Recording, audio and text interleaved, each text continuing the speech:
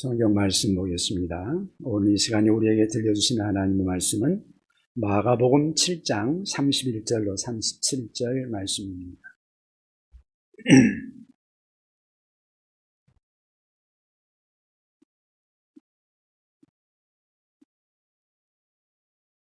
신약성경 마가복음 7장 31절로 37절 말씀입니다.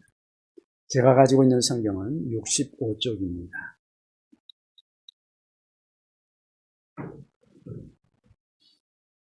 예, 제가 봉독하도록 하겠습니다. 마가복음 7장 31절로 37절 말씀입니다. 예수께서 다시 두로 지방에서 나와 시돈을 지나고 데가볼리 지방을 통과하여 갈릴리 호수에 이르매 사람들이 귀먹고 말 더듬는 자를 데리고 예수께 나와 안수하여 주시기를 간구하거늘 예수께서 그 사람을 따로 데리고 무리를 떠나사 손가락을 그의 양 귀에 넣고 침을 뱉어 그의 혀에 손을 대시며 하늘을 우러러 탄식하시며 그에게 이르시되 에바다 하시니 이는 열리라는 뜻이라. 그의 귀가 열리고 혀가 맺힌 것이 곧 풀려 말이 분명하여졌더라. 예수께서 그들에게 경고하사 아무에게도 이르지 말라 하시되 경고하실수록 그들이 더욱 널리 전파하니 사람들이 심히 놀라 이르되 그가 모든 것을 잘하였도다. 못 듣는 사람도 듣게 하고 말 못하는 사람도 말하게 한다 하니라. 아멘. 시간에는 마가복음 7장 31절로 37절 말씀을 중심으로 해서 막혔던 삶이 열리기 위해라는 제목으로 함께 말씀을 나누고자 합니다. 코로나로 인해서 우리나라가 참 사람들이 만나는 것 자체가 힘들어졌습니다. 우리나라만이 아니라 전 세계가 그런 현상이기는 합니다. 그러다 보니까 서로의 교제가 닫히고 그러면서 뭔가 사람 사는 사회가 좀 삭막해지는 그런 느낌을 우리가 갖습니다. 사실 코로나 때문에 막힌 것도 있지만 또 어떤 사람들은 서로 막혀서 서로 교류가 되지 않는 사람도 있고 또 신체적으로 여러 가지 이유로 인해서 서로 막히고 다친 그런 사람들이 있죠. 오늘 본문을 보면은 우리 예수님께서 한 다친 유형의 사람을 만납니다. 장애인이었습니다. 귀도 안 들리고요. 말도 어눌하고 그래서 서로 대화도 불가능하고 서로 뭔가 주고받는 뭔가 커뮤니케이션 자체가 불가능한 그러한 생활을 하는 사람이었습니다. 완전히 외부 세계와 단절된 그런 상태 속에서 살고 있었던 사람이죠. 그가 사람들에게 이끌려서 예수님 앞에 나왔습니다. 예수님은 그를 보면서 말할 수 없는 긍휼과 연민의 마음을 가지시고 그 사람을 쳐다보십니다. 한참을 보시다가 우리 예수님께서 유명한 말씀 한마디를 하십니다. 에바다, 열리라 하는 뜻이죠. 이 한마디에 이 사람의 귀가 열리고 입술이 열렸습니다. 그리고 그는 듣기 시작했고 말하기 시작했습니다. 그에게 새로운 인생이 열린 것이죠. 35절에 보면 그의 귀가 열리고 혀가 맺힌 것이 곧 풀려 말이 분명하여졌더라. 예수님을 만나 그가 새로운 세계가 열리기 시작을 합니다. 여러분 이사야서 6장에 보시면 우리 하나님께서 이사야 선지자를 통해서 그 백성들에게 말씀하시는 말씀을 우리가 볼 수 있습니다. 당시 이스라엘 백성들의 상태가 어떠했는가? 그것이 이사야서 6장에 나오고 있는데 이런 말씀이 나옵니다. 저들은 눈이 있어도 보지 못하고 귀가 있어도 듣지 못하는 사람이다. 귀가 있습니다. 눈이 있습니다. 그런데 보지도 못하고 듣지도 못합니다. 우리 하나님께서 어찌 그들이 보지를 못하고 듣지를 못하는 것을 원하겠습니까? 그들이 보고 듣고 마음으로 깨달아 주님 앞에 돌아와 고침받기를 우리 하나님께서 원하시는 것은 당연합니다. 하나님 보시기에 이스라엘 백성들이 눈 멀고 귀 멀고 마음이 닫혀 있어서 하나님을 알지 못하고 하나님으로부터 멀어져 있다는 것입니다. 여러분, 장애라는 것이 꼭 육신의 장애만 장애인가요? 정신적인 장애도 있고요, 영적인 장애도 있지 않겠습니까? 어쩌면 정신적이고 영적인 장애가 더 심각한 것은 아닐까요? 귀가 있어도 들을 수 없어요. 하나님이 지금도 말씀하고 계시는데 그 거룩하신 말씀을 듣지를 못해요. 분별하지를 못해요. 이 세상에는 하나님의 영광으로 가득 차 있는데도 불구하고 하나님의 은혜가 온 세계에 내려 쬐이고 있는데도 불구하고 사람들이 그 은혜를 느끼지 못해요. 하나님의 영광을 보지를 못해요. 그래서 그냥 자기 뜻대로만 살아갑니다. 그렇게 살아가면서 외롭고, 그래서 폐쇄된 자기 세계 속에서 불쌍한 인생을 살아가고 있는 사람들이 이 땅에 얼마나 많이 있습니까? 여러분, 이들이 들어야 할 음성이 있다면 하나님에 대해서 닫혀있고 세계에 대해서 닫혀있는 그들의 마음과 귀가, 그들의 영이, 그들이 새로워지게 되어야 한다면, 그들이 들어야 할 음성이 있다면 과연 무엇일까? 그것이 바로 하나님의 말씀이 아니겠습니까? 하나님께서 성경을 통해서 우리에게 주시는 하나님의 말씀, 우리 주님의 말씀을 그들이 들을 수 있다면 그들이 바뀌어지지 않을까요?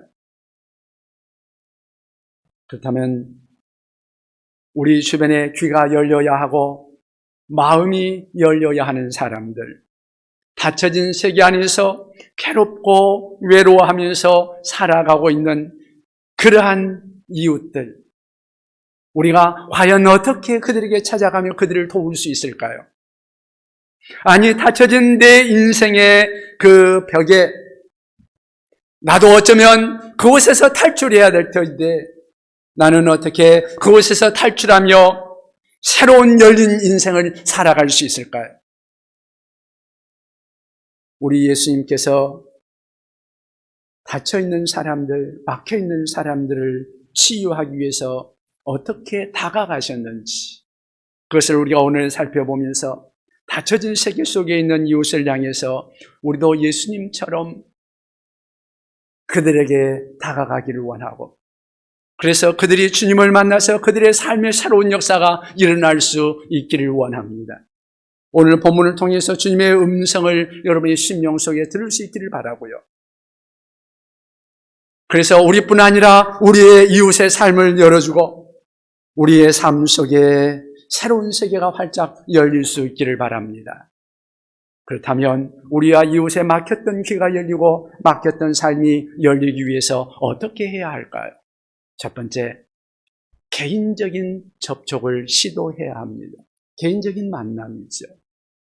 33절 말씀에 보면 예수께서 그 사람을 따로 데리고 무리를 떠나서 손가락을 그의 양 귀에 넣고 침을 뱉어 그의 혀에 손을 대시며 이렇게 말씀하십니다. 예수님께서 그 사람을 따로 데리고 가셨습니다. 많은 군중 가운데서 이 사람을 분리해내셨습니다. 그러니까 예수님께서 지금 갈릴리 호수에 이르렀을 때 많은 사람들이 예수님의 소문을 듣고 몰려오는 거죠. 그때 그 중에 귀먹고 말 더듬는 사람, 그 사람을 데리고 예수님께 왔습니다. 그때 예수님께서 그 많은 사람들로부터 이 사람을 따로 분리해냅니다. 따로 데리고 간 거죠. 그리고는 공개적인 접촉이 아니라 개인적인 접촉을 시도한 것입니다. 왜 그랬을까? 아마 이 사람은 듣지 못하는 사람입니다. 어눌한 사람입니다. 말도 잘 못하니까 사람들이 잘 말도 못 알아듣는 거죠. 그러니까 그런 사람들에게서는 흔히 나타나는 특징이 있지 않습니까? 열등의식이 있고 피해의식이 있고 많은 상처가 있을 것이 분명합니다. 그런 사람들일수록 상처받기 쉽습니다. 다른 사람들을 두려워합니다. 그런데 공개적인 사람들 앞에서 그런 사람들을 다룬다 그러면 아마도 당황할 수 있는 그러한 상황이기도 한 거죠. 다시 말하면 이 사람은 지금 그러한 취약점을 가지고 있기 때문에 예수님께서 그 사람의 처지를 배려해서 따로 데리고 간 거죠. 무리를 떠나서 한적한 곳에서 예수님이 치료해 주시기 시작합니다. 사복음서를 보면은요, 예수님께서는 각 사람에게 맞게 가장 적당한 방법으로 다양한 방법을 통해서 사람들을 치유해 주십니다. 우리 예수님께서 사람을 치유하실 때 똑같은 방법을 사용하지 않고 그 사람에게 적절한 방법들을 사용하셔서 이 사람은 이렇게 저 사람은 저렇게 우리 예수님께서 그 사람에게 맞는 치료 방법을 쓰셔서 치료를 해주고 계십니다. 그런데 오늘 이 사람에게는 어떻게 치료하십니까? 33절 후반절에 보니까 그런 말씀을 합니다. 손가락을 그의 양귀에 넣고 침을 뱉어 그의 혀에 손을 대시며. 그렇습니다. 우리 예수님께서 그 사람을 특별하게 관계를 가지시면서 치료를 해주십니다. 여러분, 예수님께서 그렇게 하실 때 이 사람의 마음이 어떠했을까요? 순간적으로 예수님의 그 모습을 보면서 기대하지 않았을까요? 양쪽 귀에 손가락을 넣을 때 우리 주님께서 손가락을 넣는 그 순간에 이 사람은 아마 마음속에 내게 뭔가 새로운 일이 일어날 모양이다. 예수님이 침을 묻혀서 손가락을 혀에 대실 때 그 순간에 손가락이 혀에 닿는 순간 내 혀에도 무슨 일이 생길 수 있겠구나 하는 그런 기대가 그 마음속에 일어나지 않았을까요? 주님의 손이 닿는 순간 주님을 향한 기대감을 가질 수가 있었을 것입니다. 아마 많은 사람들 앞에서 사람들이 있는 가운데 사람들이 보는 속에서 그렇게 한다 그러면 아마 개인적인 그러한 관심, 그러한 생각들을 제대로 하지 못하고 오히려 두려움일 수도 있었을 것입니다. 그런데 우리 주님이 개인적으로 데리고 가서 이렇게 하시는 그러한 과정을 통해서 이 사람은 우리 주님께 분명한 기대를 가지게 됩니다. 다시 말하면 우리 예수님은 이렇게 개인적인 관심 속에서 개인적인 필요를 가지고 처방하시고 각 사람에게 접근해 오신다는 것입니다. 여러분 각자에게 어떠한 필요가 있는지를 우리 주님이 아시고 각자 개인에게 우리 주님께서 이렇게 다가가시는 것입니다. 성경은 예수님을 세상의 빛이라고 말씀합니다. 예수님의 그 빛은 막연한 빛이 아닙니다.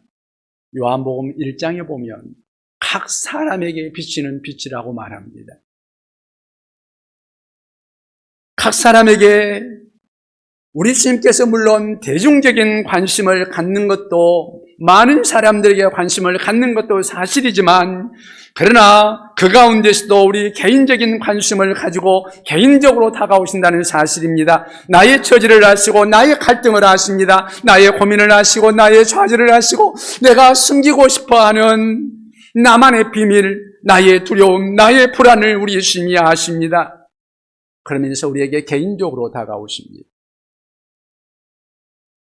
목자가 양의 이름을 알며 하나하나 부르듯 우리 예수님께서 내 이름을 아시며 내 이름을 부르십니다.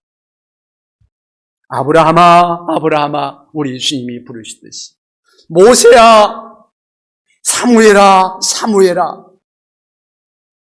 우리 예수님이 삭개오를 향하여 삭개오야 속히 내려오라 삭개오를 향하여 부르듯이 마리아를 부르듯이 우리 예수님께서 우리에게 부르십니다. 여러분 내 처지, 내 아픔, 내 고통, 나의 눈물을 아시며 나의 가장 합당한 방법으로 다가오시면서 내 이름을 불러주시는 주님, 그 주님은 나를 고치실 수가 있는 분이십니다. 그리고 나뿐 아니라 우리를 고치실 수 있고 우리의 이웃을 고치실 수 있는 분이십니다. 그 주님을 만나 새로운 열린 세상을 경험하기를 원하십니까? 그렇다면 주님의 이 개인적인 부르심에 여러분들이 응답하실 수 있기를 바랍니다. 개인적으로 우리 주님께 가까이 나아갈 수 있기를 바랍니다. 그래서 우리 주님과 교제가 이루어질 수 있기를 바랍니다. 그것이 어떻게 가능할까요? 하나님 앞에 예배드리는 거죠. 예배의 삶을 살아가는 것입니다. 내가 시간이 있을 때 또 개인적으로 우리 주님 앞에 나아가 우리 주님 앞에 기도하며 주님과 대화할 수 있을 것입니다. 그렇게 해서 여러분들이 주님을 만날 수 있다면 주님과의 개인적인 관계가 이루어지지 않겠습니까? 이웃으로 하여금 개인적으로 주님을 만날 수 있도록 일러주고 또 그 이웃을 섬겨주는 우리가 될 수 있으면 좋겠습니다. 여기서부터 치유가 일어날 수 있고요. 여기서부터 닫혀져 있는 그러한 문이 열리는 기적이 시작될 수 있는 것입니다. 그래서 우리에게 닫혀진 그리고 막혀있는 그러한 모든 것들이 열리는 역사가 있기를 바랍니다. 여러분, 우리들과 이웃에 막혔던 귀가 열리고 또 삶이 열리기를 원한다면 어떻게 해야 될까요? 두 번째는 하나님의 도우심을 구해야 한다는 것입니다. 하나님의 도우심을 구해야 한다. 34절을 우리 같이 한번 읽어볼까요? 34절 같이 한번 읽어보겠습니다. 같이 읽습니다. 하늘을 우러러 탄식하시며 그에게 이르시되 에바다 하시니 이는 열리라는 뜻이라. 아멘. 하늘을 우러러 이렇게 말씀하고 있습니다. 여러분, 하늘을 우러러 이게 무슨 의미일까요?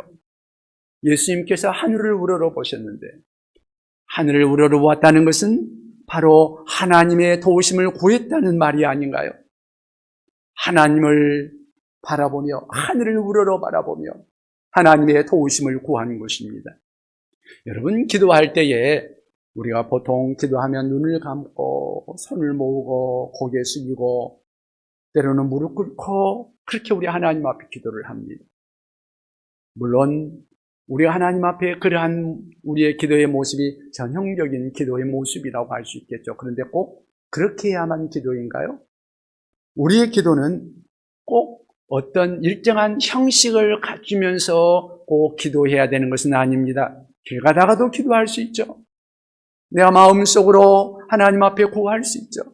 오늘 우리 예수님께서는 하늘을 우러러 하나님 앞에 구하고 있는 모습을 보게 됩니다.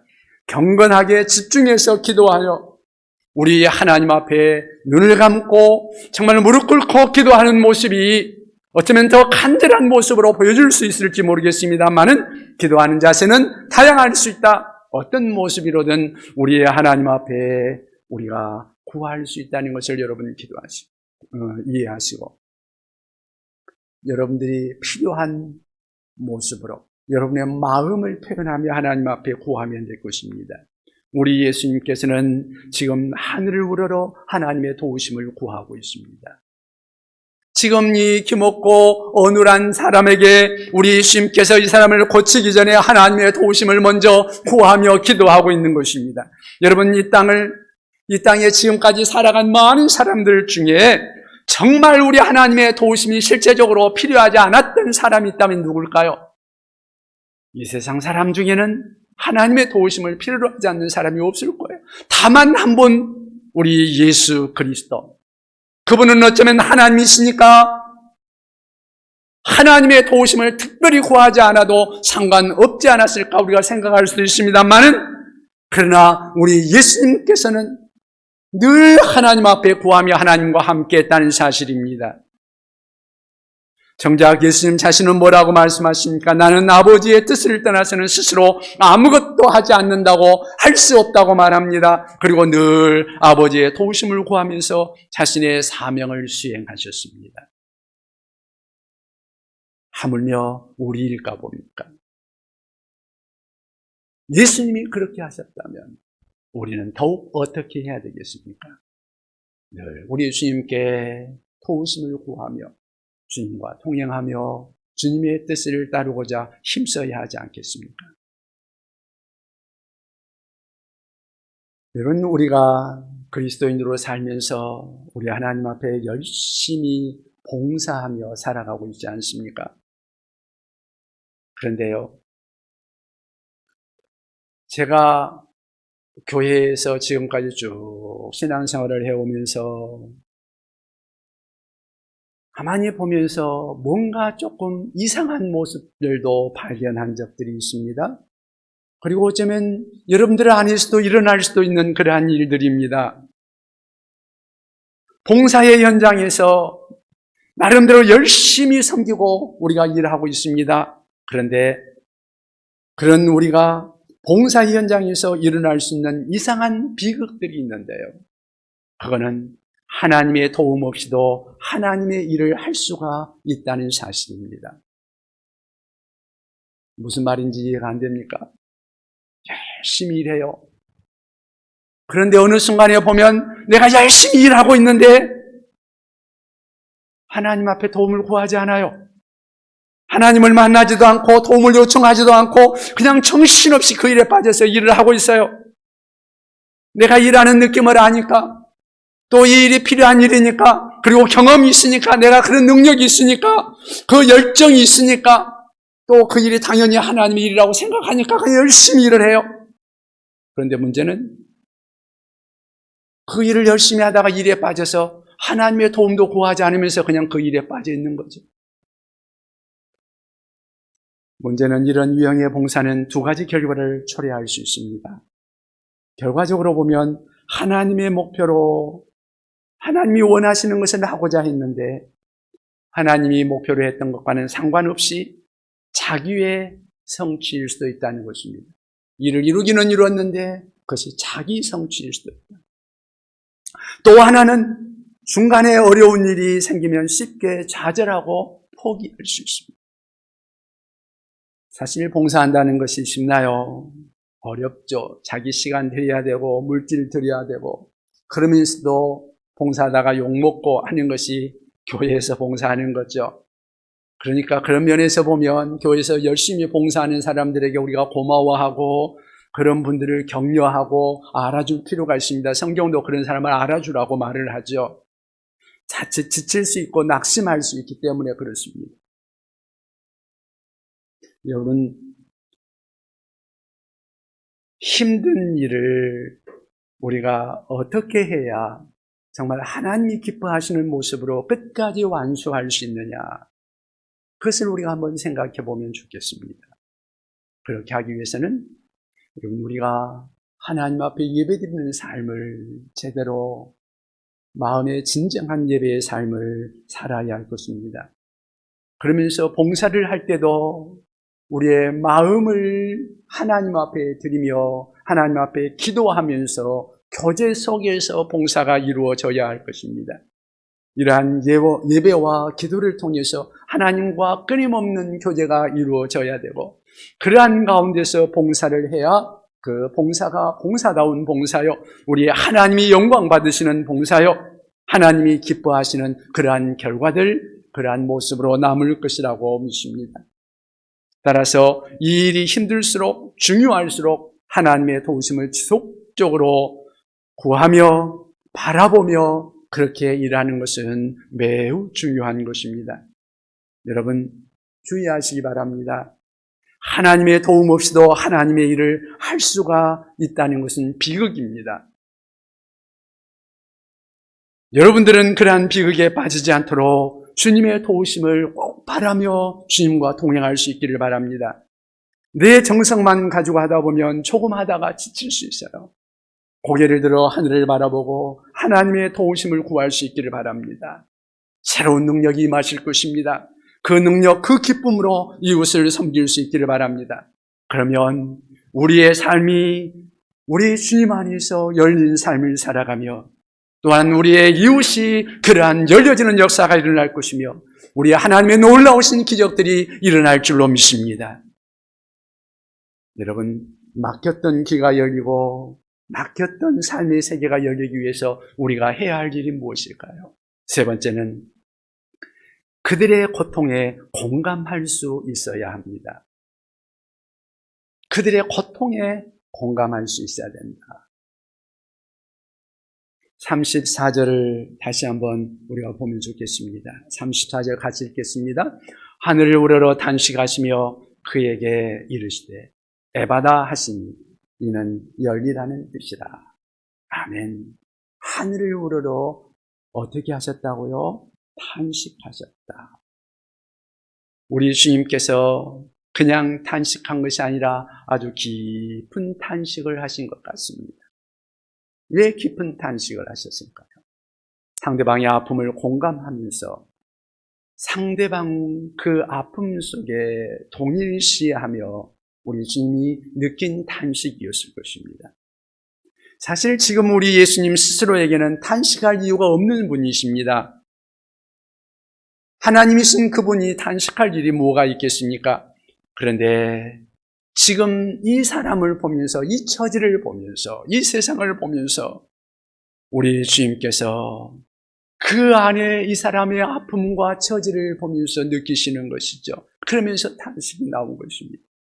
듣지 못하는 아픔 얼마나 괴로울까? 제대로 말할 수 없는 고통 얼마나 괴로울까? 주변 사람들에게 무시당하고 조롱당하는 아픔 얼마나 마음 상했을까? 견딜 수 없는 그 고독, 그 소외감, 그 아픔, 그 단절의 고통, 그것을 우리 주님께서 자기 아픔처럼 느끼면서 우리 주님이 탄식을 하신 거죠. 아마 이 순간에 우리 주님의 마음에 눈물이 있었을지도 모릅니다. 탈무드에 보면 이런 말이 있습니다. 이웃들과 고통을 더불어 함께 느낄 수가 있을 때, 그때 우리는 비로소 우리 이웃의 고통을 치료하는 도구로 쓰임받을 수가 있다. 함께 슬퍼하고 함께 위로하고 함께 고통스러워하고 그때야 비로소 우리의 이웃의 고통을 치료하는 도구로 쓰임받을 수가 있다는 것이죠. 여러분, 히브리서 4장 15절에 보면 우리 예수님에 대해서 이렇게 말씀합니다. 우리에게 있는 대제사장은, 다시 말하면 우리 예수님이죠. 우리에게 있는 대제사장은 우리의 연약함을 동정하지 못하실 이가 아니요 모든 일에 우리와 똑같이 시험을 받으신 이로되 죄는 없으십니다. 예수님은 우리의 고통을 함께 느끼신 분이십니다.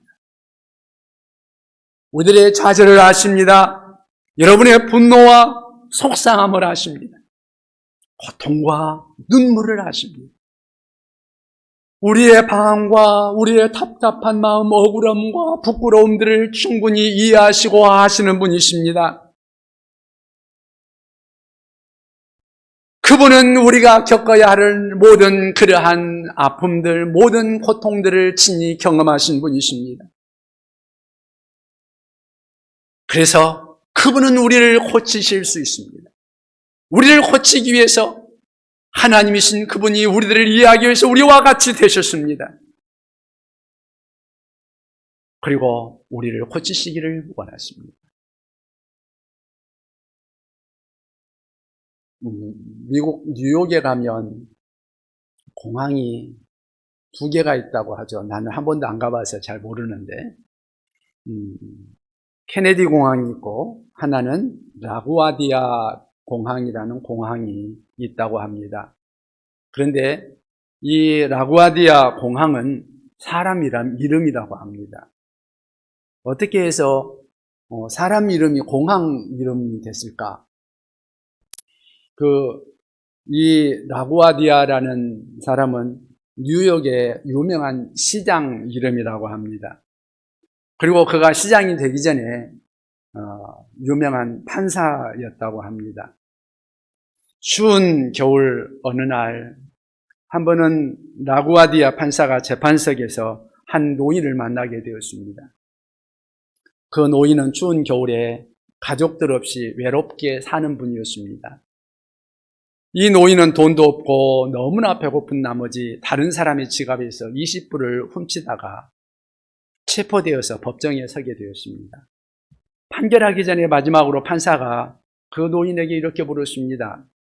노인장, 하실 말씀이 있습니까?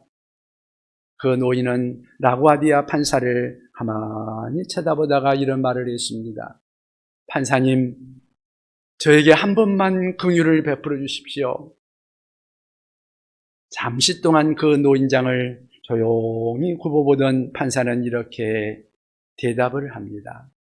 맞습니다. 노인장에게는 정말 긍휼이 필요하시군요. 그러나 노인이 잘못한 그 20불에 대해서는 책임을 져야 합니다. 마침 제게 10불이 있군요. 제가 이 10불을 노인장을 대신해서 변상하겠습니다. 노인장을 춥고 배고프도록 내버려둔 데에는 저의 책임도 상당히 크기 때문입니다. 그렇다면 이 10불이 더 필요한데 여기 계신 이 법정에 계신 방청하신 여러분, 우리 사회와 여러분도 이 노인이 춥고 배고파 방황하도록 그리고 도둑질하도록 내버려둔 데 여러분들도 공동의 책임이 있지 않습니까? 이 노인을 위해 자유롭고 자발적으로 기부 좀 하시죠. 그렇게 말을 했답니다. 그 자리에 모인 사람들이 이 노인의 딱한 사정에 고개를 끄덕거리기 시작했습니다. 그리고 공감하기 시작합니다. 라구아디아 판사의 긍휼히 여기는 마음과 명판결에 감동하여 자발적으로 그 자리에서 모금을 하여서 그 노인을 구했습니다. 그 후 뉴욕 시민들은 이 라구아디아 판사를 긍휼이 많은 판사라고 인정하였고 후일에 존경받는 시장이 되었다고 합니다.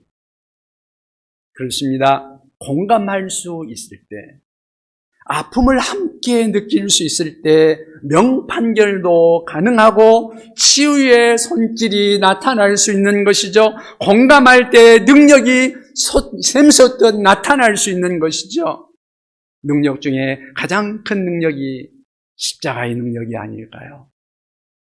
왜 십자가가 이렇게 큰 능력일까요? 십자가는 큰 긍휼이거든요. 그리고 우리를 대신한 그 고통을 겪으신 분이신 그 현장이거든요. 그래서 그렇게 죽어도 어쩌면 우리 예수님께서는 죽어야 할 이유가 없는 분이신데 우리가 받아야 할 그 고통을 대신 우리 예수님께서 받는 그 현장이 십자가잖아요. 그분이 큰 고통을 받으면서 죽었으니까 그 자리가 바로 능력인 것이죠. 나의 죄, 나의 고통, 나의 수치와 나의 아픔과 고통들을 우리 예수님께서 경험하기 위해서, 내 대신 그것을 담당하기 위해서 우리 예수님께서 십자가를 지셨기 때문에 그 십자가는 능력이 있는 것이죠. 그래서 예수님은 우리의 고통과 우리의 아픔과 우리의 눈물과 우리의 죄악을, 부끄러움을, 모든 것들을 이해하시면서 십자가에서 가신 것입니다. 그래서 십자가는 우리의 구원이요, 능력이요, 우리의 위로와 소망이 되는 것이죠. 이제 새봄이 다가옵니다. 굳은 땅이 녹아내리며 새로운 만물이 소생하는 그러한 시작이 지금 되고 있습니다. 우리의 마음도 주님을 향하여 열릴 수 있기를 바랍니다. 우리의 마음이 이웃을 향하여 닫혀져 있는 사람들을 향하여 열릴 수 있기를 바랍니다. 그래서 지금도 고통당하고 있는, 닫혀있는 그분들을 향하여 내 마음을 열고 또 이웃의 마음을 열어줄 수 있는 우리가 될 수 있기를 바랍니다. 어떻게 하면 그들의 마음을 열어줄 수 있을까요? 어떻게 하면 내 마음을 열고 우리의 이웃의 문을 열어줄 수 있을까요? 오늘 말씀드린 대로 우리가 개인적인 접촉을 시도해 볼 수 있으면 좋겠습니다. 또한 하나님의 도우심을 구하며 그 일을 할 수 있으면 좋겠습니다. 그리고 그들의 고통에 공감하면서 다가가며 그 일을 해보면 좋겠습니다. 바로 우리 예수님이 그렇게 하셨던 말이죠. 지금도 예수님은 나에게 다가오십니다. 그리고 이웃에게 다가가기를 원하십니다. 내게 손을 내미시고 내 눈을 만지시며 내 손을 만지시고 내 마음을 만지시며 우리 예수님께서는 내 깊은 고통과 상처들을 만져주십니다. 그리고 말씀하십니다. 에바다, 열려라. 내가 그 손길을 받아들인다면 나는 치유될 것입니다. 그리고 변화될 것입니다. 그리고 이 예수님의 모습을 가지고 우리의 이웃을 향하여 다가갈 때에 우리 이웃들에게도 열리는 역사, 치유되는 역사, 귀가 열리고 눈이 열리고 그의 닫혔던 것들이 열리는 새로운 삶의 역사가 그 안에 이루어질 줄로 믿습니다. 이 일에 쓰임받는 우리 모두가 될 수 있기를 주님의 이름으로 부탁을 드립니다. 기도하겠습니다.